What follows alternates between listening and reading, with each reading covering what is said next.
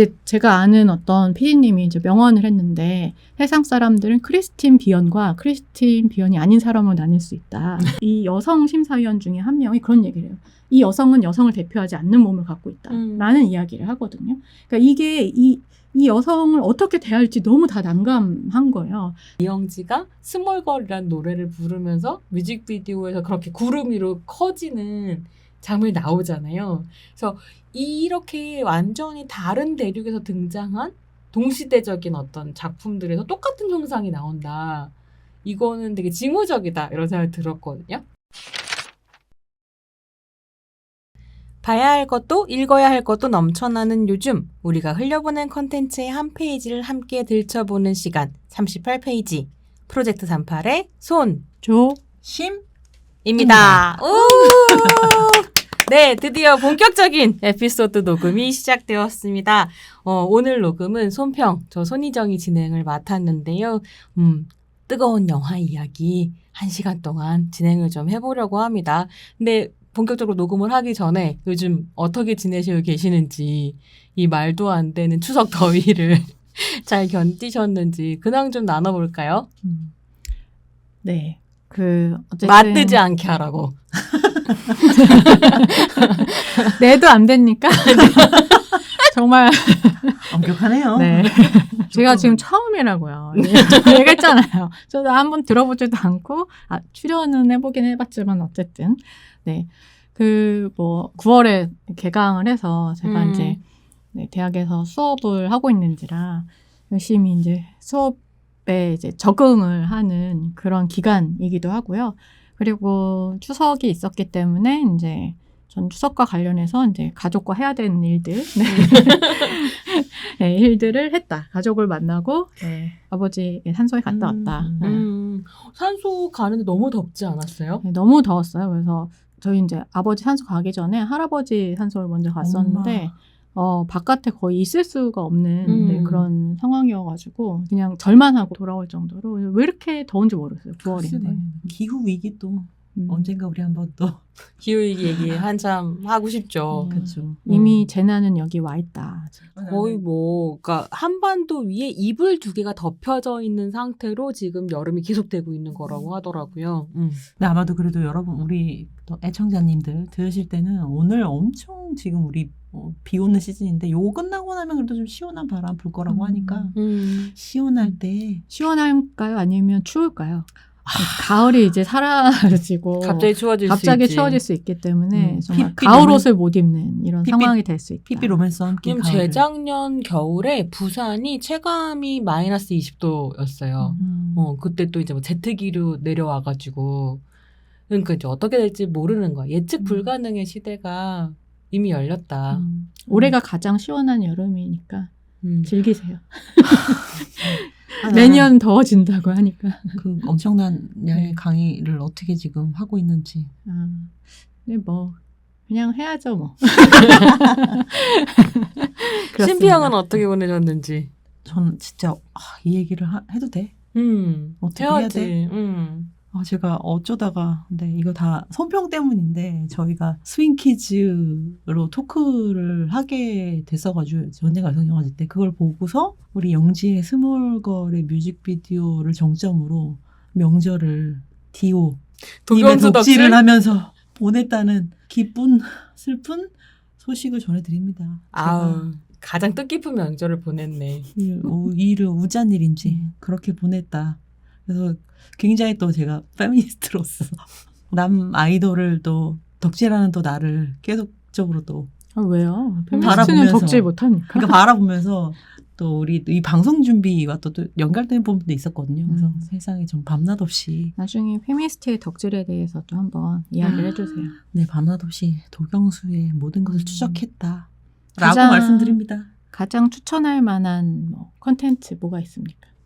도경수의 콘텐츠 중에요? 네. 도경수가 나온 걸 다 봤으면 이제 가장 그래도 그 덕질의 기쁨은 영업에 있죠. 나 그거 못할 것 같아. 어떡하지? 조각도시 기대할까요, 우리? 조각도시 지금 촬영 중입니다. 조각도시. 네. 아무도 모르는 정보를 네, 조각도시가 지금 뭐야? 9월부터 촬영 한창 지금 촬영 중이에요. 뭐 드라마야, 영화야, 뭐야? 드라마입니다, 여러분. 2025년에 공개된다고 하니까 2025년이요? 네. 음. 내년에 내가 이런 영업을 덧질 영업을 너무 힘들게 하시네요. 네. 뭐 여러분 일단 스몰걸 다 외우셔야죠. 네. 스몰걸 외우시고 마르스 들으시고 네. 그 정도 갑니다. 알겠습니다. 손희정이 이끈 도경수의 세계. 그렇습니다. 손희정이 이끌어 주셨으면 저는 도경수를 덕질하지 않습니다. 좋은 배우라고 생각하죠. 저희를 내던지고 맞아요. 네. 좋은 배우입니다. 근황 도경수로 마무리할까요? 저는 한동안 달리기에 미쳐가지고 계속해서 열심히 달리다가 추석 직전에 연골연화증 진단을 받았어요. 그래서 이제 무릎에 물이 찼다. 근데 그건 달리기 때문은 아니고 어디 심하게 부딪히면서 이제 다쳤고 그거를 우습게 봤다가 이제 물까지 찬 거죠. 그래서 염증 치료를 좀 했는데 염증 치료하는 동안 못 달렸어요. 너무 우울하고 잠이 안 오더라고요. 그래서 또 불면에 시달리다가 어머나. 근데 어저께 드디어 이제 의사 선생님이 뛰어도 된다. 그래서 어제 다행이네요. 뛰고 잤다. 뛰니까 또 잠이 오더라고요. 언제부터 이렇게 운동 중독이 돼가지고 운동이라고 하면 정말 진저리를 치던 사람. 그러니까 아니, 이게 가끔 손평의 이런 어떤 이상하죠. 뭘 뒤집는 것 같은 정말 갑자기 이상하죠, 이렇게 돌변하는 이런 상황에 약간 적응을 못 하겠어요. 어쨌든 남들이 좋아 보이는 모든 것을 일단 하고 보는 그러니까 내가 하면 유행이더라고. 그러니까 난 몰랐어 유행인지. 대유행입니다. 유행이래. 대유행입니다. 뭐 뛰는 게요? 뛰는 걸 인증합니다. 모두 다. 엄청나게 그렇군요. 러닝 시장이 또 열려가지고 나이키 광고 못 봤어요? 또 러너들의 삶을 이렇게 보여주는 러닝 광고. 원래 근데 많이 뛰었던 거 아니에요? 요즘에 확 붐의 정점에 올라가 있는 것 같아요. 뭔가 코로나 이후에 야외 활동에 대한 어떤 이렇게 해석하지 말죠. 자, 해석은 영화를 해석하는 것으로 알겠습니다. 하고요. 이제 본격적으로 영화 이야기 좀 시작해 보려고 하는데요. 저희가 이제 1부에서 다룰 내용은 저번 영화 때 잠깐 설명을 해드린 것처럼 요즘 시리즈를 할 예정이고요. 오늘은 요즘 영화를 준비를 했습니다. 어떤 작품을 소개할 것이냐를 가지고 이게 또 어떻게 보면 저희 38페이지의 첫 본격적인 회차이다 보니까 뭔가 프로젝트 38의 성격과 38페이지라는 팟캐스트의 성격을 두루 잘 보여줄 수 있는 작품을 골라야 된다. 그러니까 너무 이게 예민한 거예요. 도대체 뭘 골라야 될지. 그래서 몇 편의 후보작들이 좀 있었어요. 예컨대 존 오브 인터레스트. 이거 누구 선택이었을 것 같으세요, 여러분? 존 오브 인터레스트? 지금 그거 어떻게 예측합니까? 우리가 왜? 누군지도 나 모르는데. 나 좋았어. 왜? 나도. 사실 손조심 다 존 오브 인터레스트 흥미로운 작품이다. 이야기해볼 만하다라고 했고 조평이 특별히 더 원했었던 것 같은데. 언젠간 하겠습니다. 그럼요. 그래서 홀로코스트를 다룬 영화들에 대한 이야기도 사실 페미니스트의 관점에서 충분히 다뤄볼 만한 좋은 작품들, 문제적인 작품들이 많으니까. 그래서 존 오브 인터레스트. 이거 좀 너무 무겁지 않냐. 그 다음에 제가 강력하게 주장했었던 파일럿이 있었습니다. 파일럿이 아니라 저기지. 빅토리였지. 아, 빅토리였나요? 네, 파일럿은 아니까. 아니었어요? 네. 빅토리. 어제 일도 기억나지 않는다. 빅토리였습니다. 빅토리를 또 강력하게 주장했었죠. 해리 배우가 극장에서 울었다고 막 하니까. 근데 영화 굉장히 좋아서 또 좀 얘기해보고 싶다 했지만 이제 결과적으로 안착한 것은 두둥. 러브 라이즈 블리딩입니다. 박수 한번 칠까요? 너무 프로젝트 38이랑 잘 어울리는 작품일 뿐만이 아니라 손조심의 각각의 이제 특장점들을 좀 드러내서 얘기할 수 있는, 비평할 수 있는 작품이기도 한 것 같아서요. 러브라이즈 블리딩으로 선택을 했는데요. 좋은 선택입니다. 라고 생각합니다. 로즈 글래스 감독이 연출을 했고 더 뷰티죠. 크리스틴 스튜어트와 케이티 오브라이언이 주연을 맡았어요. 근데 두 분 이제 영화 보시고 어땠는지 간단한 인상평부터 좀 들어볼까요? 신평부터 가볼까요? 네, 제가 디오 덕질로 모든 연휴를 다 써버렸기 때문에 오늘 새벽에 일어났어. 새벽에 일어나서 러브 라이즈 블리딩을 보았다. 근데 너무 좋았어요. 그 뭐랄까 힘과 파워풀에 대한 매력을 너무너무 사실은 느꼈던 작품이고, 그 다음에 많은 분들이 델마 루이스 연상도 많이 하시고 그거랑 비교해서 많이 얘기를 하시는데 와, 거기서 정말 10발짝쯤 더 나간 작품이구나. 모든 것이 걷잡을 수 없이 증폭되어가지고 쾌감을 주는, 그러니까 막 굴려가지고 가는 게임 있잖아요. 그런 것처럼 살인도, 사랑도, 그다음에 육체미도 점점 굴러가서 증폭되는구나라는 느낌을 엄청 강한 힘을 받은 영화예요. 진짜 아드레날린 영화인 것 같아요. 조평은? 네, 저도 영화 너무 재밌게 봤고요. 올해 본 뭐 영화 중에 뭐 손에 꼽을 만큼 좋은 영화였던 것 같아요. 특히 이제 장르 영화로서 여성 감독과 그다음에 이제 여성 주연 2명이 나와서 아, 이렇게까지 좋은 영화를 만들 수 있구나라고 하는 거를 이제 새삼 느끼게 된, 그리고 이제 그럴 수 있었던 건 뭐였을까라고 생각해 보면, 물론 그 감독의 로즈 글라스 감독의 전작인 세인트 모드도 되게 재밌게 봤었는데 저는 그것보다 확실히 이게 더 재밌거든요. 근데 이게 뭔가 A24의 막나감이라고 하는 그 어떤 너무 사랑해. 아주 살짝 그 선을 넘는 어떤 그 경계, 그렇지만 대중성을 놓치지 않는 예, 그거를 굉장히 잘 이렇게 회사랑도 뭔가 잘 맞았던 것 같다라는 생각이 들었고, 뭐 무엇보다 이제 이 영화에 크리스틴 스튜어트가 나오지 않습니까? 네, 그래서 이제 제가 아는 어떤 PD님이 이제 명언을 했는데, 세상 사람들은 크리스틴 비언과 크리스틴 비언이 아닌 사람으로 나뉠 수 있다. 그래서 크리스틴을 사랑하는 레즈비언과 이제 이렇게 결합시켜서 레즈비언이 아니라 사실상 크리스틴 비언이다. 네. 크리스틴 성애자다. 그렇죠. 크리스틴 성애자다. 그래서 크리스틴 성애자와 그렇지 않은 아주 소수, 네, 소수로 나누어 볼 수 있다라고 얘기를 했었는데, 뭐 저도 그거 동의하는 바였긴 하지만 이제 이 영화는 특히나 그 크리스틴 스튜어트의 매력과 연기력, 사실 저는 이게 이제 크리스틴 스튜어트가 력이 있나? 약간 크리스티언 비언들이 달려오고 있습니다. 네. 아니, 저도 크리스틴 비언이지만 크리스틴 비언인 것과 연기력에 대한 그치. 어떤 평가는 조금은 약간 유보 상태, 약간 못한다는 건 아니었어요. 근데 이 사람의 어떤 연기를 내가 어떻게 받아들여야 되나라고 하는 어떤 그런 생각이 있었는데, 드디어 이 자기의 연기 스타일과 잘 맞는 영화, 그 이전에 좀 잘 맞았던 영화가 스펜서라고 생각했는데 확실히 여기서 포텐이 터졌다. 이런 생각을 했었던 것 같아요. 물론 당연히 그거는 이제 같이 연기한 이 케이티 오브라이언이라고 하는 사람과 이제 케미가 좋고 감독도 되게 잘 만났던 것 같고, 뭔가 셋이 되게 합이 잘 맞았던 것 같다라는 생각이 들었습니다. 사실 나는 크리스틴 스튜어트가 예쁘다고 생각한 적이 한 번도 없었어요. 네? 내 식이 아닌 거야, 정말로. 네. 나는 뭐라고요? 확고한 어떤 식의 취향이 있는데 크리스틴 스튜어트 같은 취향이 잘 아닌 거예요. 그래서 예전에 에러드에도 왜 있었잖아요. 크리스틴 스튜어트처럼 네, 얄쌍한 모습을 한 부치, 모두가 사랑하는 부치가 하나 있었단 말이야. 캐릭터 이름 생각이 안 나네요. 근데 쉐인 맞아요. 근데 나는 쉐인이 내 취향이 아니어서 쉐인을 좋아해 본 적이 없거든. 근데 정말 딱 이 영화를 보고 러브라이즈 블리딩에 나오는 크리스틴 스튜어트는 식을 넘어서는 매혹이다. 이런 생각이 좀 들기는 했어요. 그래서 영화 줄거리 조금 자세히 설명을 드린 다음에 이게 도대체 무슨 이야기인지 본격적으로 영화 이야기 좀 시작해보겠습니다. 영화는 1989년 지루한 일상이 흘러가는 뉴멕시코의 작은 마을을 배경으로 이런저런 사건이 펼쳐지는 이야기인데요. 크리스틴 스튜어트가 체육관 매니저로 일하는 무기력한 루를 이제 연기를 합니다. 그래서 오프닝 시퀀스에 화장실 치우는 장면이 나오는데 얼마나 비루한 삶을 이 아름다운 부치가 살고 있는지 굉장히 잘 보여주는 거죠. 그럼 무기력한 루 앞에 보디빌딩 대회 우승을 꿈꾸는 제키, 케이티 오브라이언이 연기를 했고요. 굉장한 정말 그야말로 육체미를 자랑하는 너무 아름다운 이제 배우이기도 하죠. 제키가 나타나고 두 사람은 첫눈에 곧 사랑에 빠져버리고 맙니다.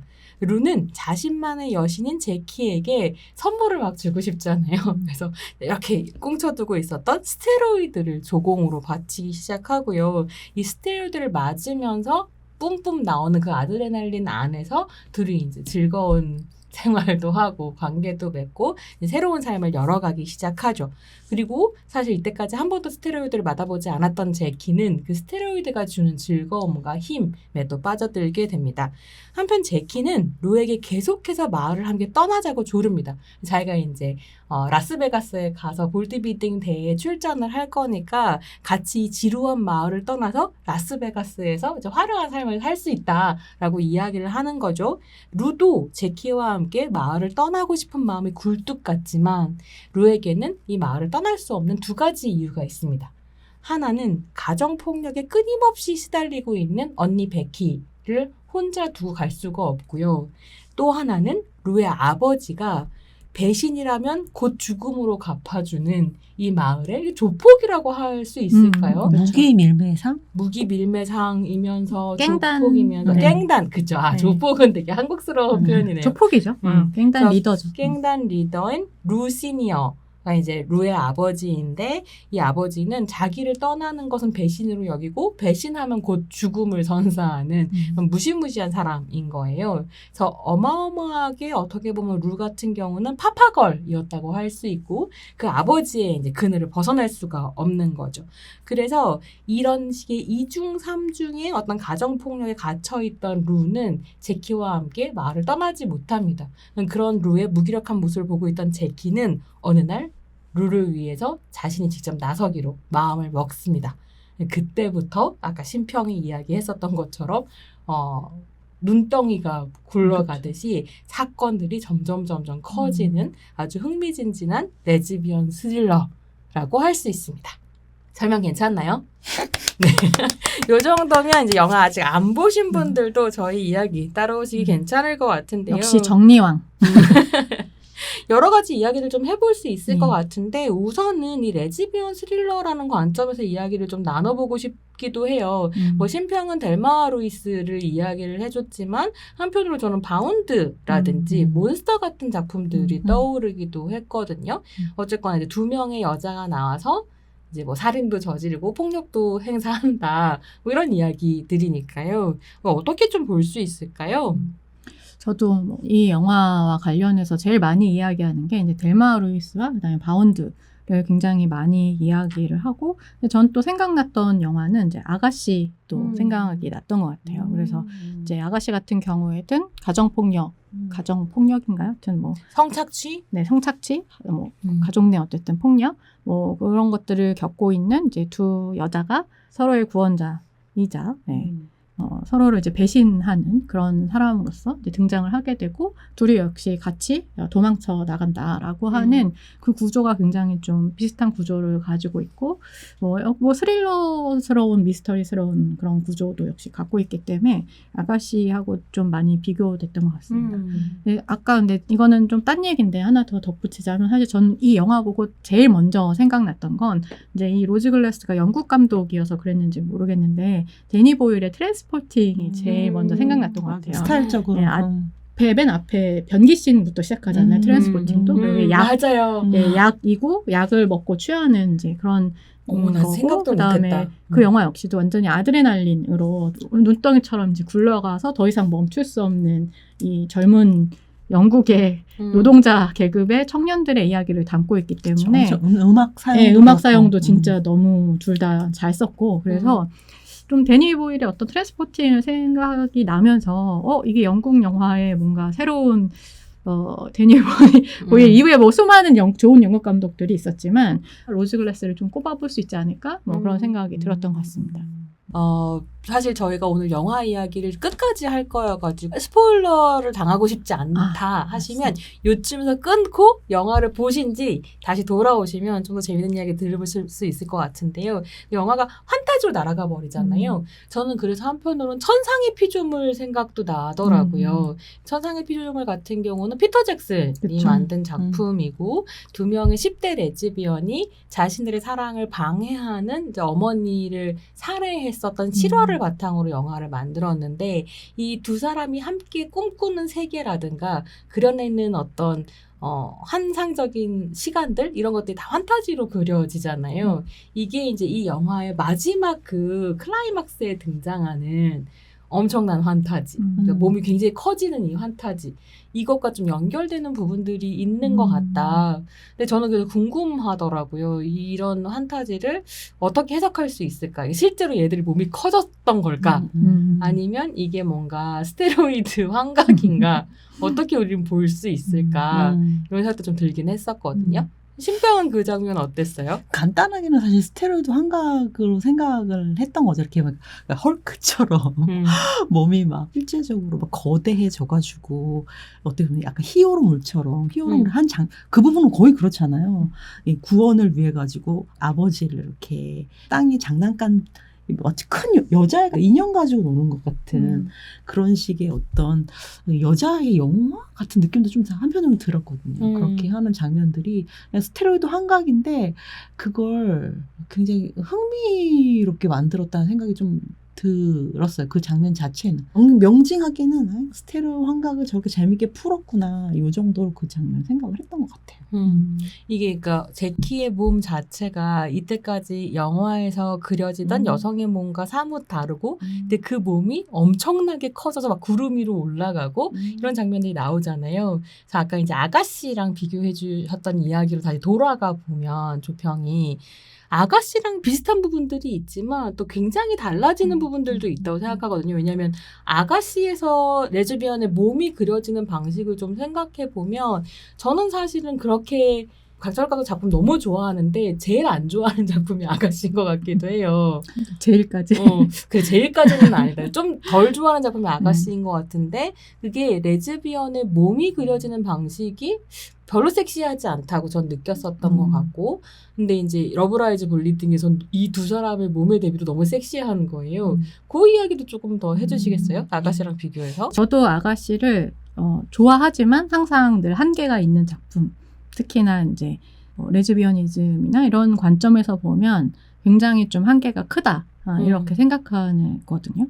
그러니까 근데 그게 이제 여성의 뭐 신체가 대상화돼서 뭐 이런 흔히 말하는 그런 것 때문이 아니라 사실 어떤 면에서는 너무 대상화가 덜 돼서라고 생각할 수도 있을 것 너무 같아요. 안 섹시하죠. 너무 성적 어떤 대상화 혹은 에로티시즘을 잘 모른다라는 생각도 들고 왜냐하면 계속해서 이제 아가씨에서 하는 방식은 둘을 어떤 면에서는 서로 거울을 보고 있는 그러니까 뭐라 해야 될까요? 데칼코마니 같은. 데칼코마니처럼 특히 섹스씬 같은 경우도 그렇고 그렇게 이제 묘사를 하고 마지막 섹스씬은 더구나 더 그렇죠. 방울 섹스씬. 네, 장식화돼서 만들어졌던. 근데 이제 그런 부분에서 이 안에서 차이를 만들어내야 되는데 정말 차이를 못 만들어낸다. 그 차이가 얼마나 되게 에로티시즘하고 관련이 있는지에 대해서 좀 이 제작진이 살짝 예민하지 못했던 것 같다. 민감하지 못했던 것 같다라는 생각이 좀 들었거든요. 그리고 또 되게 안전하다. 그러니까 왜냐하면 결국은 무언가 어디 외국으로 안전한 외국으로 물론 이제 여전히 불안 요소가 있긴 하지만 그렇게 도망간다라고 하는 것 자체가 굉장히 좀 안전하다는 생각이 들었었어요. 심지어는 원작 같은 경우에는 다시 사라 워터스의 핑거 스미스. 사라 워터스의 핑거 스미스 같은 경우에는 다시 돌아와서 모두가 결국은 경제 활동을 위해서 그 성의 소설을 쓰고 관리하는 것으로 끝이 나거든요. 근데 이것이 갖고 있는 그 포르노그라피에 대한 전복이 있어요, 분명히. 근데 아가씨 같은 경우에는 그 포르노그라피를 딱 그냥 가부장제로만 물론 마지막 섹스씬을 통해서 마치 이제 그것을 레즈비언들이 활용할 수 있는 것처럼 여기지만 실천 외에 또 생산품을 만들어낼 수도 있단 말이에요. 근데 그 가능성을 완전히 지워버리는 거죠. 모두는 창작자, 결국은 자기 생산자가 되면서 훨씬 더 이게 더 전복성을 이끌어내는 부분이 있는데 이 아가씨는 사실 그 안전함으로 전 빠져버렸다는 생각이 들거든요. 근데 그런 면에서 러브라이즈 블리딩 같은 경우에는 그 안전한 어떤 선을 넘어버리는 것이 물론 이제 몸을 키우는 것으로도 나타나게 되지만 사실 그 스테로이드를 주사해서 거기에서 오는 그 환각과 그다음에 사랑에 빠졌다라고 하는 환각이 구분될 수 없음이라고 하는 것이 저는 더 큰 것 같아요. 그래서 이게 당연히 이렇게 서사적으로 보면 환각이긴 하지만 저는 그거는 실제라고 생각하거든요. 언제나 가상이라든가 판타지는 실제하는 감각이기 때문에 그래서 여기서 중요한 건 그게 스테로이드인지 아니면 사랑에 빠진 어떤 감각으로 어떤 자기도 알지 못했던 정말 몸을 키울 수 있는 그런 잠재력이 커진 것인지 알 수 없는 어떤 그 상태를 보여준다라고 하는 것이 그 경계들을 이렇게 안전한 선을 넘었다. 그리고 거기서 오는 또 쾌감을 보여줬다라고 하는 때 있지 않나라는 그죠. 생각이 이게 듭니다. 되게 재밌는 게 어쨌거나 제키가 이제 스테로이드를 계속 맞으면서 점점 몸이 커지고 몸이 점점 커지면서 한편으로는 굉장히 폭력성이 높아지면서 루를 괴롭히는 사람들을 자기가 직접 죽이고 이런 이제 폭력을 행사하고 사실 관객이 저 폭력을 어떻게 해석해야 되는가라고 하는 어떤 경계에서 왔다 갔다 하게 하는 부분이 있는 것 같거든요. 그리고 한편으로 루라고 하는 캐릭터는 자기가 사랑하는 여자가 계속 나쁜 짓을 하고 다니는데 이거 뒤처리를 하느라고 정신이 없단 말이에요. 근데 영화의 마지막으로 가게 되면 사실 루라고 해서 되게 선하거나 윤리적이어서 사실 이제 제키의 뒤를 봐주면서 어쩔 줄 몰라 했었던 게 아니라 둘 다 적당히 나쁘고 적당히 흥분 상태다라고 하는 걸 보여주는 이런 지점도 좀 재미있기도 했었어요. 근데 아가씨 같은 경우는 너무 나쁜 것 가부장제, 식민지와 연결되어 있는 뭐 조선 남성성이라고 하는 식민지 남성성이라고 하는 걸 상정해 놓고 얘를 뒤집어 엎는 것으로서 레즈비언십을 되게 유토피아적으로 그리니까 사실 레즈비언들 사이에도 얼마나 권력관계가 있고 권력관계가 생기니까 섹시하기도 한 건데 이게 이제 없어지니까 너무 안 섹시했다. 거기 좀 보태면 사실은 어떤 그 한국적인 맥락이랑 A급과 B급의 구분, 그다음에 관객 타겟을 어떻게 했느냐의 문제, 이런 게 사실은 제작 맥락에서 그렇게 서사를 안정과 위태위태함을 가르는데 그게 굉장히 큰 역할을 했을 거라고 생각해요. 나는. 타겟 어디언스를 얻다가 설정을 했느냐가 아마도 표현 수위에 있어서 큰 역할을 했을 것이라는 그치. 생각이 좀 들어요. 작가로서 넘어야 하지 않나요?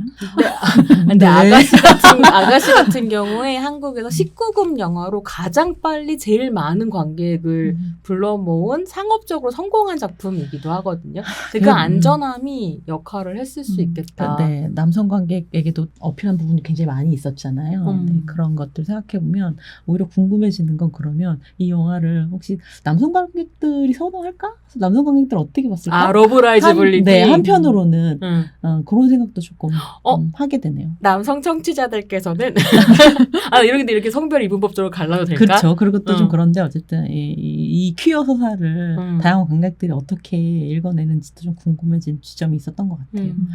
나는 그 이건 아가씨에 대한 얘기가 아니라 러브라이즈 블리딩에 대한 얘기입니다. 러브라이즈 블리딩 생각해보면 저도 이제 가부장제라는 키워드를 넣어서 읽은 부분이 사실 많이 있거든요. 이거를. 왜냐면 이 영화에 깔려있는 맥락들을 좀 생각을 해보면 그런 부분들이 좀 숨어있다 생각이 들었어요. 왜냐하면 영화가 진행되는 순간은 89년이에요. 그죠? 1989년이고요.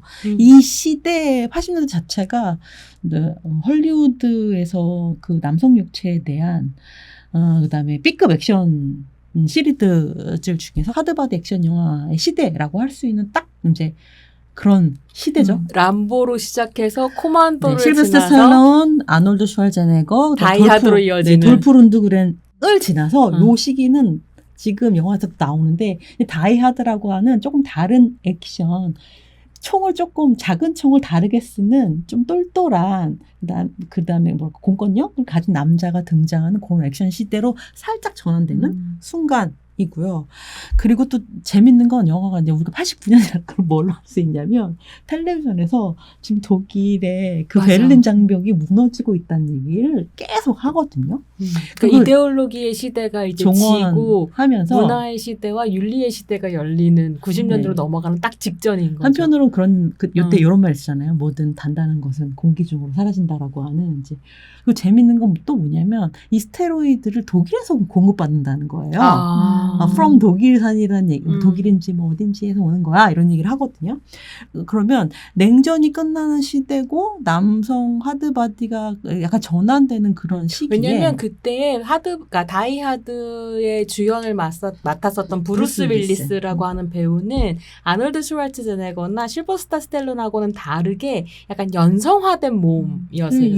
유머가 장착되어 그죠. 그러니까 평범한 아저씨인데 세계를 구하는 사람이라고 하는 어떤 느낌이 있었기도 했었고, 한편으로는 그 다이하드 같은 경우에 포스트 페미니스트 텍스트로도 얘기가 많이 돼요. 왜냐면 이 남편이 어떤 이유에서인지 와이프를 지키지 못했어. 와이프가 남편을 버리고 떠났어. 떠날 때 뭐 예컨대 나는 뭐 희정 윌리스가 아니라 희정 손이에요. 이러면서 자기 성을 막 클레임하면서 떠난단 말이야. 근데 세계를 구하고 난 다음에 이 아내가 브루스 윌리스한테 안기면서 이제 희정 윌리스라고 불러줘요. 뭐 이런 식의 굉장히 이제 페미니즘에 대한 반격으로서의 서브텍스트를 가지고 있는 작품이기도 하기 때문에 그 시기가 이렇게 맞물려 있다고 좀 재미있는 부분인 것 같아요. 사실 이 시기가 음. 포스트 페미니즘으로 본격적으로 넘어가는 그 시기 80년대 후반에 사실 그렇기도 하기 때문에 이제 그런 부분하고도 저는 되게 맞물려 있다는 생각은 드는 그래서 것 같아요. 어떤 그 견고한 것이 무너진다라고 하는 게 굉장히 흥미로운 뭐 이데올로기건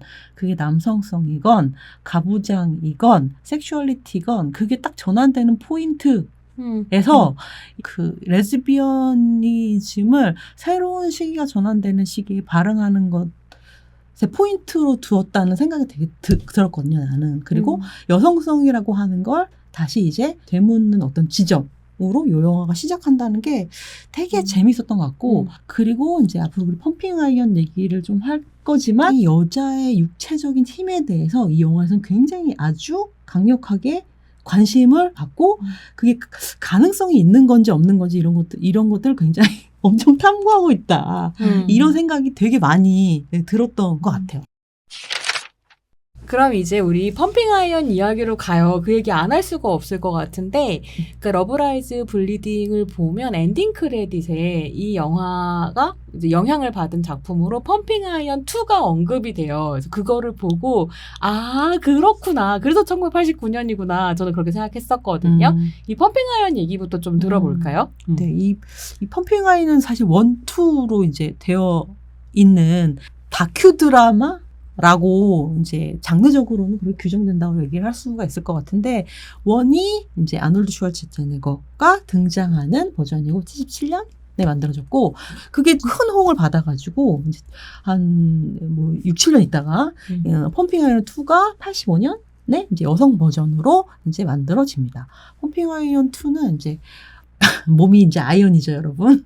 너무 새처럼 연마하면 어떤 무언가를 달성할 수 있는 그런 것으로 등장을 하죠. 근데 이제 펌핑 아이언 2가 재밌는 건 뭐냐면, 이제 남성 보디빌딩은 여러분들 그냥 쉽게 인식하고, 남성성을 살려서 노력을 해서 아름다운 남성성을 만들어내는 그런 과정을 보여주는구나 알 수 있을 거잖아요.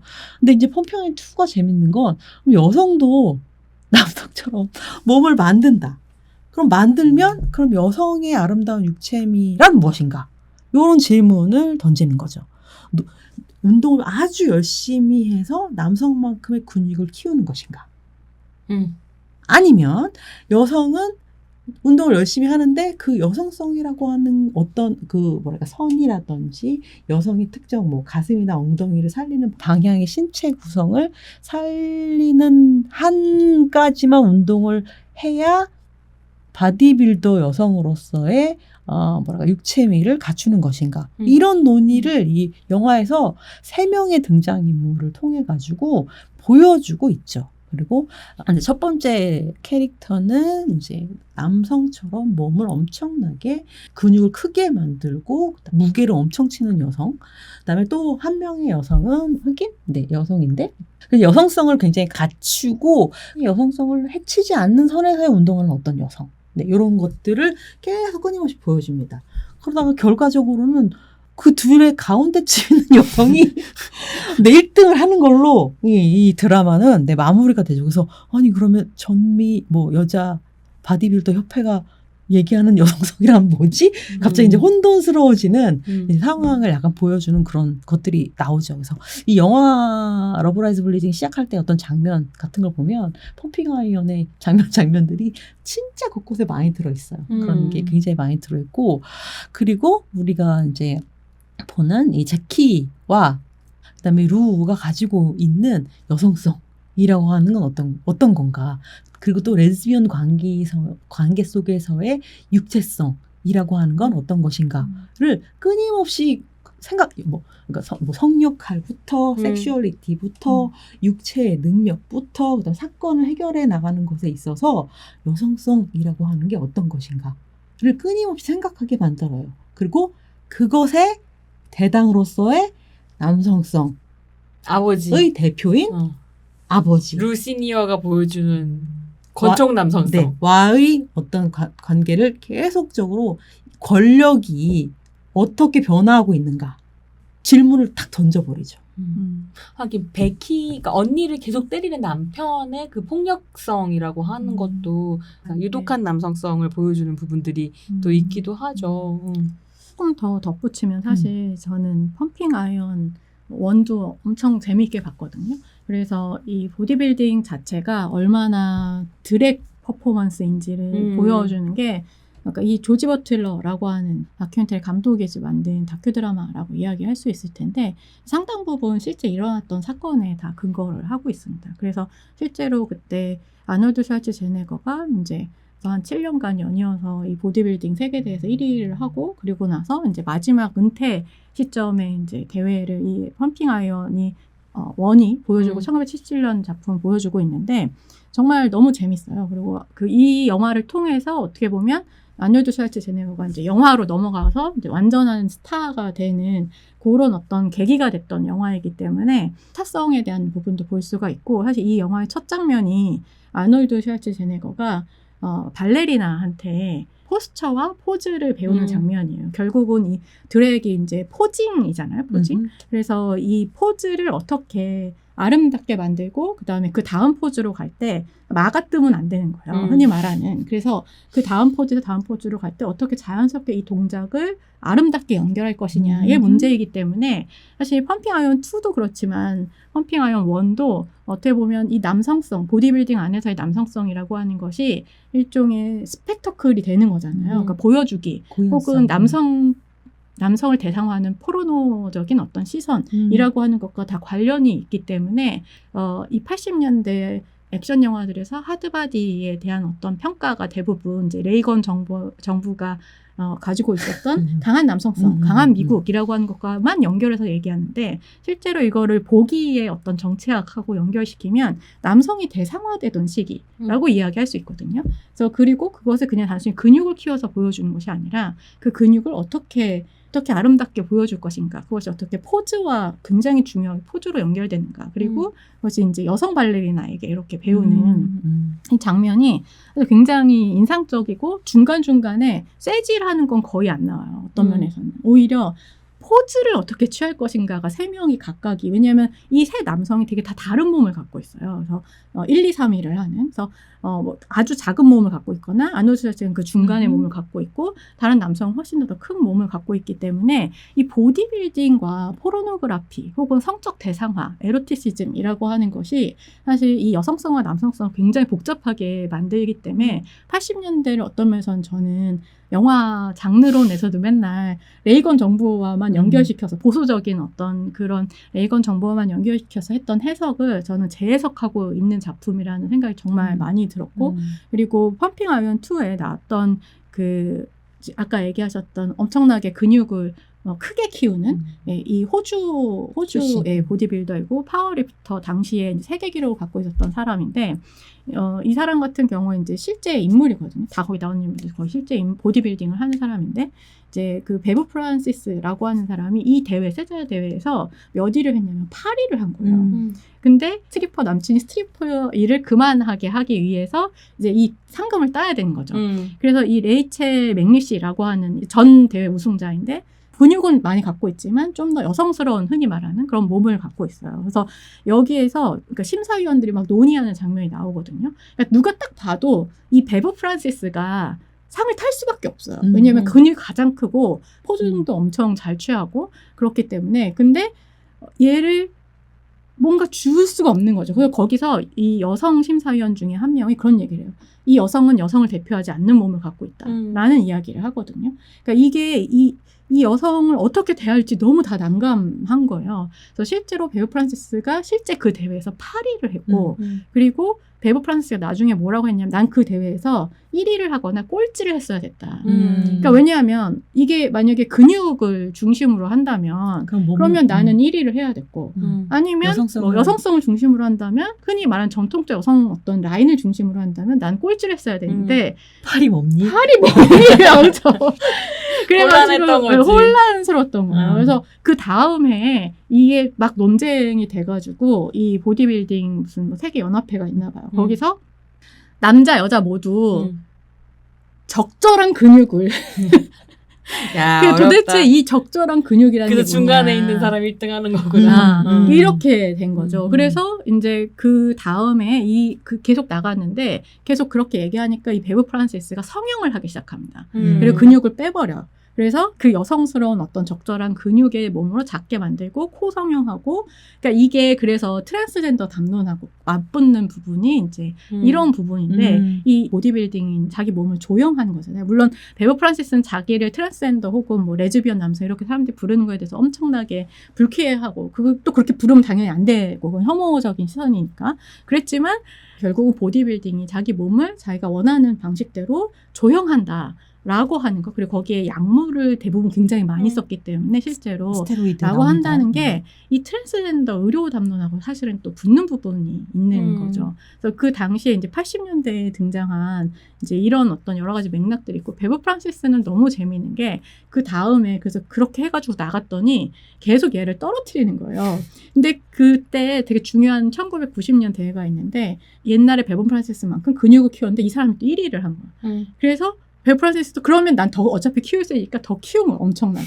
그랬더니 얘를 또 1위를 안 준 거죠. 그러니까 어떻게 다뤄야 될지 모르는 거예요. 불화하는 몸이었던 맞아요. 거네요. 어디에도 들어맞지 않는 거예요. 이게 흔히 말하는 퀴어한 몸이라고 규정된 몸에도 기존에 규정된 몸에도 들어맞지 않고 왜냐면 레즈비언 몸이라고 얘기할 수도 없는 그런 몸인 거죠. 그래서 베브 프란시스를 여러 가지로 물론 이제 뭐 성적으로 나중에 이제 그렇죠. 여성을 만나기도 했지만 그것과 정말 상관없이 그냥 어디에도 들어맞지 않는 몸이었던 거죠. 그래서 저는 그런 생각했었던 것 같아요. 왜 러브라이즈 블리딩이 1989년으로 돌아갔을까 시간을이라고 생각을 해보면 어떻게 보면 1980년대라고 하는 게 1970년대까지의 페미니즘 제2물결의 엄청난 붐 안에서 여성에 대한 신체라든가 여성의 섹슈얼리티에 대한 다른 관점들이 등장하기 시작했고 그것과 맞물려서 80년대가 매우 보수적인 시기이기는 하지만 그럼에도 불구하고 페미니즘 제2물결 이후의 시간이었단 말이에요. 그래서 그때에 엄청나게 여성 바디빌딩이 인기를 끌었었대요. 그래서 80년에 처음 여성 바디빌딩 대회가 시작이 됐고 10년 안에 12개로 늘었다는 거야. 그리고 바디빌딩 하는 여성 인구도 막 10,000명씩 늘어나고 그러니까 이런 시대의 끝이기도 하지만 한편으로는 굉장히 보수적인 담론 안에서 남성 바디빌더들은 지금 이제 조평이 얘기한 것처럼 굉장히 다른 식의 남성 신체의 전시를 보여주는 장이기도 했으되 담론 안에서는 진짜 남자 라는 식으로 정리가 됐고 심평이 얘기했던 것처럼 여성 바디빌딩 같은 경우에는 다른 여성의 또 등장이었다고 할 수 있을 텐데 이걸 또 굉장히 가부장제적인 시선에서 대상화하는 방식으로 봉합해버렸었던 이런 이질적인 시대를 2024년이 되어서 이 이제 여성 감독과 여성 배우들이 완전히 퀴어한 것으로 재해석해서 숨겨져 있었던 의미들을 좀 끌어내고 싶었던 거 아닐까. 그렇죠. 그런 것 같아요. 그리고 루와 이 제키의 관계를 보면 과연 누가 붙이냐. 알 수 없다. 루가 붙이죠. 알 수 없게. 아니, 무슨 얘기예요. 너무 당연히 루가 붙이 아닙니까? 시작하죠. 그렇게 시작해 처음부터 전 처음부터 끝까지 끝까지 루가 붙이예요. 그러니까 경기가 모호하다. 물론 당연히 모호하다? 물론 제가 이제 이렇게 단호하게 이야기할 수는 없고 성별 이분법적으로 나눌 수 없다. 나눌 수 없지만 역할 측면에서 보면 루가 그치. 루가 조공도 하고 루가 뒤처리도 즐거움도 하고, 주고 즐거움도 주고 루가 붙이다. 그걸 잘 그리는 것 같아요. 네. 그러니까 시각적으로 보이는 거랑 네. 실제적으로 하는 역할을 그러니까 혼란스럽게 섞어놔가지고 그걸 보는 재미가 있는 것 같아요. 한편으로. 그러니까 고전적인 장르 영화 안에서 그렇죠. 보면 이제 여자들이 뭔가 미스터리이자 혹은 해결해야 할 어떤 트러블, 문제를 일으키면 남자들이 사건 처리를 한단 말이에요. 네, 사실 그런 어떤 역할적인 그런 부분을 이 두 관계에서 이걸 누가 맡느냐라고 보면 결국은 이제 루가 사건 처리반으로서 아니, 마지막까지 우리 이제 다른 얘기로 넘어갔으면 좋겠는데 이 루가 읽고 있는 책이 미스 슬러츠라는 책이잖아요. 마초 슬러츠. 마초 슬러츠. 미스라니 웬 말이야. 마초 슬러츠라는 책인데 이 책도 잠깐만 짚고 갔으면 좋겠어요. 네, 제가 너무 책을 안 읽을 것 같은 이 레즈비언 커플들이 책을 자꾸 읽는 장면이 나와서 왜 책을 읽지라고 해서 이제 화면을 멈추게 한 다음에 무슨 책인가 찾아봤더니 마초 슬러츠라는 책이더라고요. 그래서 얘도 지금 88년에 나와가지고 그래서 레즈비언 커뮤니티 사이에서 그러니까 에로틱 단편으로 되게 유명했던 단편선으로 유명했던 책이라고 하더라고요. 네. 팻 캘리피아라고 하는 작가가 쓴 책이고요. 이 책에 등장하는 이제 단편들이 77년부터 88년에 뭐 샌프란시스코 베이 에리어 지역에서 레즈비언 사도 마지키즘 실천가, 그다음 반포르노 페미니스트 사이에서 굉장히 분쟁들이 굉장히 많았는데 그 투쟁 기간의 다양한 이야기들을 이제 로맨틱 픽션으로 다룬 얘기들이 쭉 있다고 하더라고요. 그래서 지금은 거의 뭐 정전이 된 것 같더라고요. 그래서 그 얘기를 이제 영화에서는 루가 나온 지 얼마 안 된 신작을 엄청 몰두해가지고 읽는 걸로 나온 딱 그런 장면인 거죠. 그것도 되게 재밌었다. 그러니까 이게 왜 2020년대에 퀴어 페미니즘을 표방한다라고 전 얘기할 수 있을 것 같거든요. 이 작품 정도는. 근데 그랬을 때 퀴어 페미니즘 영화가 왜 마초 슬럿을 갖고 왔냐? 갖고 왔을까? 책 그냥 넣는 거 아니잖아요. 그런 거 같이 생각해 볼 만하지 않은가 이런 생각 좀 들었어요. 어떻게 보면 굉장히 뭐랄까 히스토리컬 필름이기도 해요. 굉장히 사적 구현을 진짜 엄청 잘한 영화, 재현을 잘한 영화이기도 하다. 네, 이제 지금 얘기하신 샌프란시스코에서 있었던 뭐 샌프란시스코뿐만 아니라 사실은 어떻게 보면 전국적으로 퍼져나간 곳이기도 한데 미국에서 그게 이제 그 게일 루빈이 쓴 일탈이라고 하는 책에 되게 자세하게 나와 있거든요.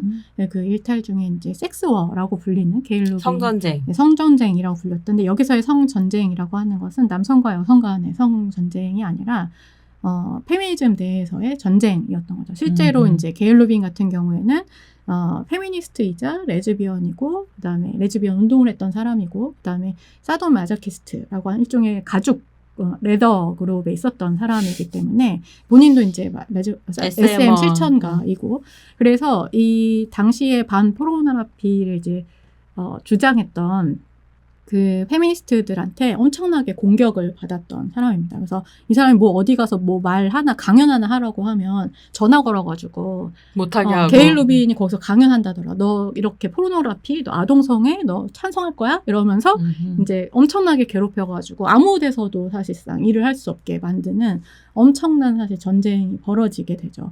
그래서 아마도 이제 이 책을 읽는다라고 하는 것은 저는 이제 책을 안 읽어봤지만 그렇죠. 루가 읽는다. 네, 루가 읽는다라고 하는 것은 이 페미니즘 내에서 아까 얘기했던 그런 여성의 남성성일 수도 있고 혹은 뭐 트랜스 젠더의 바디일 수도 있고 이런 것들을 페미니즘 내에서 어떻게 바라보고 이야기하고 그리고 사실 저는 그게 끝났다고 생각하지 않거든요. 맞아요. 네, 여전히 사실 다시 재점화되고 있는 혹은 특히나 소셜미디어를 통해서 재점화되고 있는 부분이 있고 그 안에서 계속해서 이 운동의 어떤 선명성 을 가져가는 건 좋은데 대제적인 어떤 방식으로 페미니즘을 계속 이렇게 갖고 가려고 하는 동질적으로 이렇게 만들어 가려고 하는 이런 흐름에 대한 어떤 위험함 이 분명히 있다라고 생각해요. 그건 한국만 그런 건 아니고 다른 국가들, 서구 국가들에서도 이제 그런 식의 페미니즘 내에서의 일종의 백래시라고 하는 것들이 있는데 거기에 대한 저는 발화처럼 지금 얘기를 들으니까 생각이 좀 되기도 하는 것 같습니다. 그러니까 아까 제가 이제 안전이라는 말을 이야기 들었는데 이 페미니즘 대해서 그러니까 일탈하거나 혹은 어떤 흔히 말하는 여기서 지금 폭력성, 그러니까 사실 이 아버지 루나 그 남편만 지금 폭력을 저지르는 게 아니라 뭐 그것이 물론 나쁜 사람들이 향해서 저질러진 것이긴 하지만 제키도 폭력을 저지르고 그치. 살인을 하고 살인 처리도 하고 뭐 그리고 이제 스토커이긴 하지만 여자도 죽이잖아요. 생각해보면 거의 모든 사람이 폭력을 하고 있는. 네, 폭력을 데이지. 데이지. 연기 제일 잘하는 데이지. 네, 데이지 정말 놀라운 연기를 보여주는. 그래서 그런 부분에 있어서 이 너무나 뭐랄까 청결이라고 해야 될까요?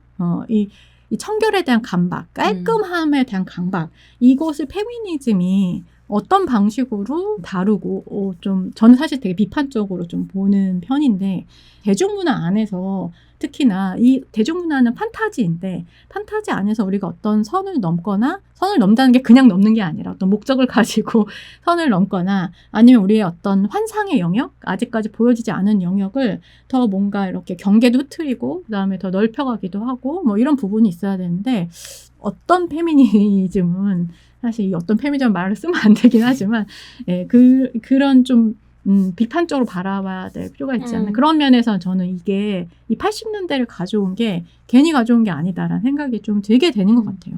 그 어떻게 보면 시대 정신 안에서 2020년대와 80년대가 만나고 있는 부분들이 있을 수도 있다. 한편으로는 꼭 2020년대로 한정할 것은 아니고 2010년대 이후에 이게 전 지구적으로 약간 보수화되고 극우화되는 상황들 안에서 굉장히 성적인 것들을 단속하고 위험한 것으로 취급하고 이런 식의 태도들은 그러니까 페미니즘 안에서라기보다는 페미니즘 밖에서 더 커졌었던 것 같아요. 그래서 낙태죄가 막 사문화되었던 게 부활한다든지 뭐 이런 식의 혹은 성소수자를 공격함으로써 기독교의 어떤 파워를 다시 세우려고 하는 흐름이 등장한다든지 그리고 사실 한국만의 문제가 아니고 되게 전지구적인 것으로 감각되는 부분들이 있잖아요. 근데 그런 시대적 한계 안에서 사실 페미니즘도 그런 어떤 페미니즘은 그런 식의 이제 흐름과 연동되어 있었던 부분들도 있다. 근데 다만 저는 좀 얘기하기가 점점 어려워진다라는 생각이 드는 건 한편으로는 이제 미디어가 이렇게 말하는 테크놀로지가 발달이라고 표현하는 게 적절할지는 모르겠지만 발달하면서 굉장히 아주 나쁜 종류의 성착취가 너무 대중화되고 일반화되는 상황이라서 우리도 훨씬 더 세밀하게 이야기를 해야 되는 상황이 되었다. 뭐 이런 고민 같은 것들을 좀 들기도 하죠. 어쨌든 영화 이야기로 다시 돌아와 이렇게 보면 어렵게 얘기할 거니까 지금 이 부분은 잘라내도 되겠습니다. 이렇게 어렵고 제가 한 그렇게? 이야기는 잘라내도 되겠습니다. 조평 얘기까지는 괜찮았던 것 같아요. 우리 이제 마지막으로 꼭 얘기해야 될 거, 이 영화 끝내기 전에 스몰걸 판타지 얘기를 해야 될 것 같아요. 끝낸다고요? 아까 네, 시간 다 됐어요. 네. 끝낸다고요? 뭐 꼭 60분 안에 끝내라며. 네. 이제 끝내야 될 때가 됐는데 제가 너무 이 작품에서 좋았었던 것은 이제 어쨌거나 루가 전혀 벗어나지 못했었던 아버지 루 시니어에게 저항하고 드디어 자기만의 우물을 깨고 나오는 그 장면에서 제키와 함께 이제 손을 잡으면서 갑자기 조그맣던 이 사람들이 점점 커져가지고 엄청난 거인이 되는 장면이 나오잖아요. 이 영화가 앞에도 굉장히 특별한 작품이었다고 저는 생각하지만 제 마음속에 진짜 특별해지는 순간 여기였었거든요. 구름을 뚫고 근데 이 장면을 딱 보는 순간 이영지의 스몰걸이 떠올랐던 거죠. 그리고 한편으로는 스몰걸이라고 하는 노래가 한국 사회에 가지는 저는 문화적인 의미는 물론 있고 정치적인 의미가 있다고 생각했어요. 그러니까 그러니까 여성 아이돌 같은 경우 점점 더 몸이 작아지고 있고 그렇게 몸을 작게 만듦으로써 운신의 폭을 줄이는 방식의 대중문화 우리한테 너무 익숙한 와중에 그 이영지가 스몰걸이라는 노래를 부르면서 뮤직비디오에서 그렇게 구름 위로 커지는 장면이 나오잖아요. 그래서 이렇게 완전히 다른 대륙에서 등장한 동시대적인 어떤 작품들에서 똑같은 형상이 나온다. 이거는 되게 징후적이다. 이런 생각이 들었거든요. 스몰걸을 보시고 도경수에 빠진 심평 어떻게 네. 보셨는지. 이게 그래서 이게 너무 사실 장면이 굉장히 그 스몰걸 뮤직비디오의 거의 마지막 장면하고 굉장히 유사한 부분이 많아가지고 진짜 되게 아마 영화 보시는 분들이 되게 놀랐을 것 같아요. 그 뮤직비디오 한 장면이랑 너무 똑같아서.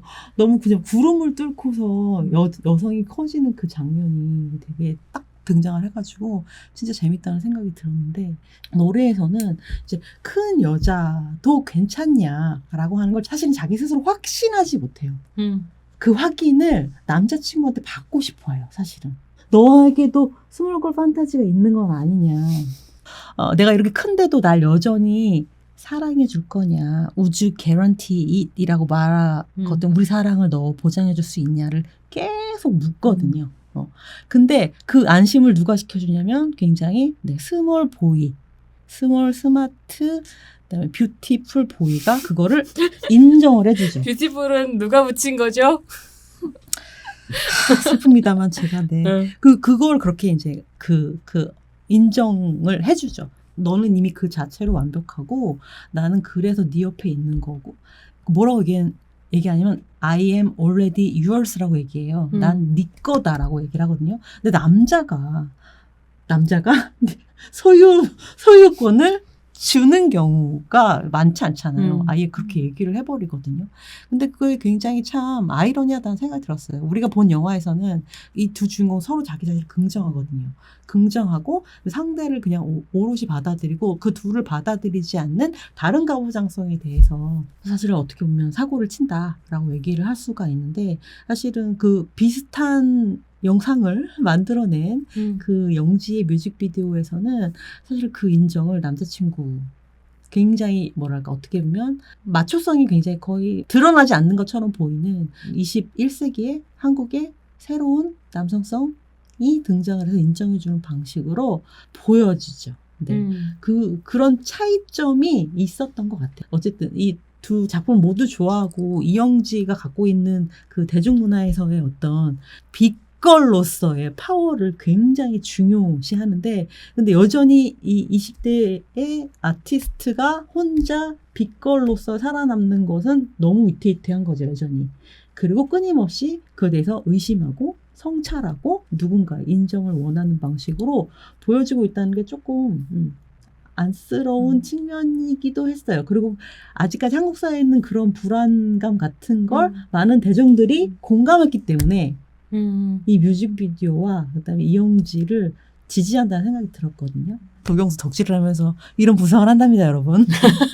그러면서 이제 도경수의 다른 음악을 들었거든요. 마르스라는 이제 최근에 나온 음악을 들었어요. 그 노래 내러티브는 계속 여자를 꿈꾸는데 이제 여자를 만날 수가 없다. 그리고 그 여자를 만나러 가려면 비행을 해야 되는 거죠. 그리고 결국에는 내가 fly from Mars 해가지고 비너스로 갈 건데 가서 만났을 때에는 우리가 너무 다르지 않았으면 좋겠고, 그리고 서로가 닮아가겠다. 그리고 내가 닮아가겠다는 게 아니라 서로 닮아가겠다고 얘기를 하고. 되게 스윗하네. 네, 스윗해요. 그러니까 변화하는 남성성의 표상을 약간 보여주고 있는 거죠.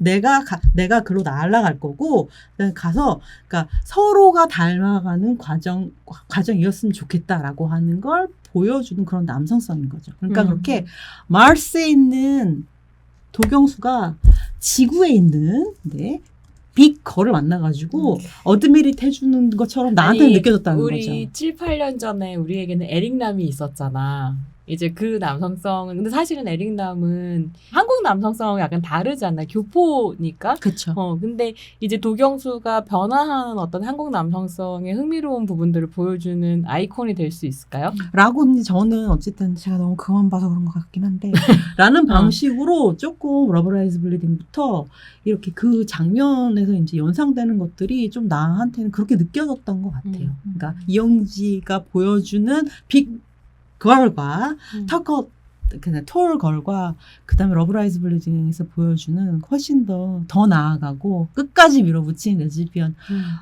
빅걸들하고의 어떤 차이점은 되게 재밌는 이야기인 것 같아. 근데 나는 거기 있다. 진짜 좋은 남자 이야기를 되게 좋아하거든요. 스파이더맨 이런 거 되게 좋아해요. 근데 한국에도 그런 좋은 남성성의 표현은 적절하지 않고 내가 좋아하는 혹은 함께 시민으로서 동료로서 살아갈 수 있는 어떤 남성의 형상을 보여주는 영화들이 있었으면 좋겠다. 왜냐면 지금까지 한국 영화들에서 너무 폭력으로서만 자기를 증명하려고 하는 남성들이 자꾸 등장하는 거에 대한 의심이 늘 있었거든요. 저것이 모든 모습이 아닌데 우리는 왜 영화에서 저런 모습만 계속 보게 되는가? 그래서 예컨대 그 645라는 영화가 있었어요. 고경표 배우랑 이희경 배우 뭐 이런 사람들 나오는 군대에 있는 남성 청년들 이야기였고 그 영화 너무 좋아했었거든요. 그리고 고경표 배우가 연기한 캐릭터가 동물을 돌보는 남자예요. 그리고 뭐 물론 이성의 연애 감정도 가지고 뭐 이런 것들이 나오긴 하는데 그래서 나는 그런 생각이 지금 문득 심평 얘기를 들으면 들었어요. 그러니까 도경수가 새로운 아이콘으로 등장하는 거 되게 저는 좋다고 생각하고 재능 있는 배우라서 좋은 모습을 보여줄 수 있을 거라고 생각하는데 그 꼭 이성의 관계 안에서 남성성이 규정되는 방식으로만 보여지진 않았으면 좋겠다.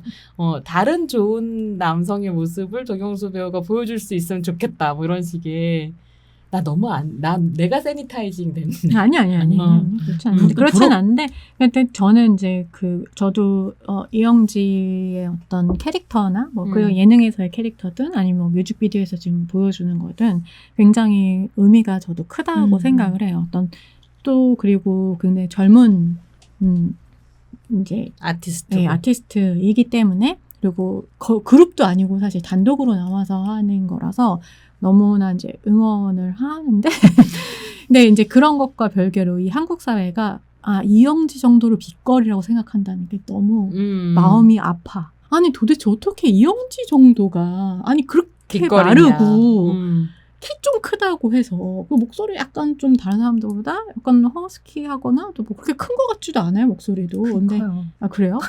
근데 그런 정도가 빛거리라고 한다는 게 이영지의 맥락에서는 너무나 의미가 있는 작업이지만 그 정도를 빛거리의 기준으로 삼는다는 게 도대체 그럼 다른 빛거리들은 어떻게 살라는 우리의 사회적 기준은 도대체 어디에 가 있는 거야? 이런 생각이 들게 되는 거죠. 지난 한 25년 정도 한국의 걸그룹 변천사를 보는데 정말 점점 너무너무 마르는 거예요. 사람들이 점점 너무 작아지고 왜 이렇게까지 사람이 말라야 되는가.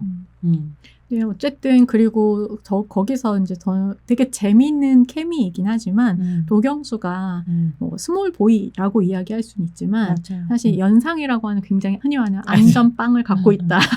그게 굉장히 중요한 요즘에 이번에 SNS에도 굉장히 유명한 키워드죠. 그 여유와 그다음에 너를 다 받아줄 수 있음과 맞아요. 이 관대한 남성성에 대해서 저는 살짝 의심을 품고 있긴 합니다. 도경수의 매력이라든가 이영지의 매력과 이 뮤직비디오의 K-팝 안에서의 어떤 신체에 대한 여러 가지 감각과 관련한 의미는 분명히 있음에도 불구하고 이것이 과연 그리고 이제 1대1로 당연히 비교하면 안 되지만 러브 라이즈 블리딩 같은 경우에는 그 빛걸의 몸을 키워서 그 몸을 최대한으로 활용하잖아요. 일종의 폭력이라고 하는 것을 통해서 이 가부장제를 단죄한단 말이죠.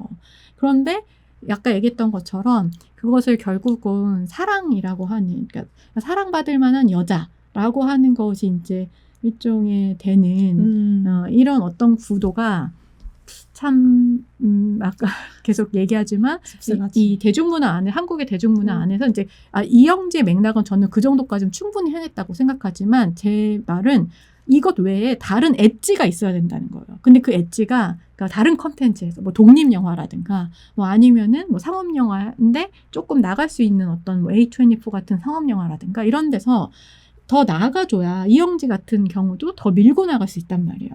여기는 너무 상업이니까, 너무 K-팝이니까. 근데 우리는 그 엣지가 너무 약하다. 막혀있다. 사실 그런 생각이 들면서 이거는 이제 이영지한테 맡길 일이 아니라 그렇죠. 한국의 독립영화나 아니면 다른 좀 작가적인 어떤 사업영화들이 해내야 될 일이다라는 생각이 듭니다. 일단 우리가 비평으로 엣지를 좀 계속 밀어보도록 하죠. 네. 그 하나만 더 얘기해도 돼요? 이제 마무리할 때가 됐기 때문에 짧게 하실까요? 알겠습니다. 제가 이제 이 여성의 근육에 대한 이 거부감을 정말 크게 느꼈던 사건이 있는데 그 플레이스테이션 게임 중에 라스트 오브 어스 2라고 하는 게임이 있어요. 정말 완전 블록버스터, 흔히 말하는 트리플 A라고 하는 게임인데 좀비 게임이에요. 포스트 아포칼립스. 원이 어마어마하게 데이트를 쳤고 그 다음에 이제 그 원은 조엘이라고 하는 이 주인공으로 우리가 이제 게임을 플레이하고 그 다음에 이제 조엘에 같이 이렇게 뭐 여행을 떠나는 엘리라고 하는 10대 소녀가 있는데 이 10대 소녀와 같이 이제 이 대륙을 이제 횡단하면서 뭔가 이제 대안을 찾기 위한 그런 횡단을 하게 됩니다. 근데 이 게임 워낙 정말 엄청나게 데이트를 쳐서 이제 2가 만들어졌는데 2에는 이제 조엘은 이제 죽고 거기에 에비라고 하는 캐릭터가 새로 등장을 하게 돼요. 근데 이 에비가 완전히 근육질의 여성입니다. 그리고 정확하게 헤테로로 나와요. 왜냐면 전 남자친구와 섹스씬이 있기 때문에 심지어 이제 게임 안에서. 그런데 이 에비가 이 근육질이라고 하는 것을 그리고 에비라고 하는 캐릭터에 대한 어떤 정서적인 혐오감도 있었어요. 그러니까 왜냐하면 이 에비가 자기네가 좋아하던 이제 전작의 주인공을 죽였기 때문에. 근데 이 에비에 대한 혐오가 완전히 이 근육에 대한 혐오로 가게 되는 거예요. 그래서 국내에서 이제 게이머들이 이해할 수 있는 부분도 저도 있긴 해요. 왜냐면 2가 약간 원보다 좀 게임성이 떨어지는 부분이 없잖아 있기 때문에. 근데 이거를 완전 화형식을 혐오스러운 근육이요. 혐오스러운. 그리고 이 도대체 여자가 자연스럽게 저 근육을 가질 리가 없다라고 해서 그 프레임 하나하나를 해서 그 애비가 자기가 다니던 이제 짐에 가던 이 스테로이드 쓰나요? 스테로이드를 썼는지 안 썼는지 그리고 이건 분명히 스테로이드 썼을 것이다. 그다음에 뭐 트랜스젠더다, 뭐다, 엄청난 혐오 발언이 진짜 이게 뭐 전 세계에서 그랬지만 한국에선 특히나 더 심했던 사건이 있거든요. 그래서 이 근육을 가진 여성에 대한 그렇다고 그렇게 근육이 뭐 엄청나게 뭐 제키처럼 어마어마하지도 않습니다. 그냥 단순히 힘이 좀 셀 뿐이에요. 군인이기 때문에. 근데 이제 그런 것에 대한 차라리 정말 힘센 여자에 대한 사실 저는 아까 페미니즘 내에서 이야기를 했지만 그 남성 대부분 이제 그 커뮤니티가 남성들로 구성된 이제 게임 커뮤니티였는데 남성들이 근육을 가진 힘이 센 여성에 대한 혹은 감정을 되게 이렇게 뭔가 부드럽게 나타내지 않는 여성에 대한 혐오가 이건 단순히 싫어하는 게 아니라 정말 혐오가 어마어마하다라는 생각이 들었던 것 같아요. 그래서 이 영화가 보여주고 있는 이 제키라고 하는 캐릭터는 정말 좀 굉장히 소중하다 뭐 이런 생각이 드는 것 같습니다. 네. 게임 이야기까지 들어봤는데요. 러브라이즈 블리딩으로 사실 할 이야기가 굉장히 더 있기는 한데 저희가 이제 실험을 지금 하고 있어요. 과연 우리 셋이 모여서 60분 안에 한 작품에 대해서 이야기를 끝낼 수 있을 것인가. 그래서 결국 60분은 넘겼는데요. 그래도 이 정도 선에서 일단 1화 녹음을 마치는 것으로 하고요. 마무리하기 전에 오늘 첫 녹음이었는데 어떠셨는지 살짝 소감 들어볼까요? 이렇게 해서는 안 되겠다. 왜요? 왜 안 돼요? 코믹 코드가 너무 없다. 그건 뭐 우리 예상하고 있었다. 저도 예상했습니다. 사실 손조심 중에서 코믹 코드를 담당할 수 있을 만한 사람은 심 정도밖에 없는데 심도 이제 페미니즘 이야기, 뭐 1980년대 미국 이야기 나누는 순간 눈빛이 달라진다. 그렇지 않습니다. 네, 누누이 말했지만 우리는 뭐랄까 진지하면서도 의미 있는 어떤 정보를 드리면서 동시에 심도 깊은 비평과 이때까지 생각하지 못했던 관점 이런 것들을 드리는 저랑 다르네요.